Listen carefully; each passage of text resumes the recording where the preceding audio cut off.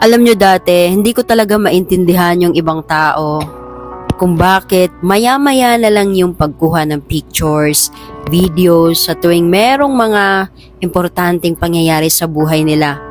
Kung meron silang pinupuntahan na magandang lugar, may kinakainan na magandang kainan, may pinupuntahan na magandang pasyalan. Pero dumating ako sa point na na-realize ko na kaya pala nila ginagawa yon. Hindi dahil mag-post lang sa mga social media. Inagawa nila yon para meron silang balikan. Meron silang mga memories na titingnan. Meron silang mga pictures, video na babalikan panoorin sa moment na yon.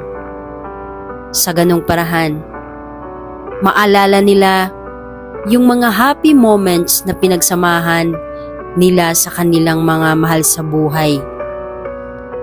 Kaya napaka-importante pala talaga na kailangan mo rin kumuha ng videos, pictures para lang makip mo ito.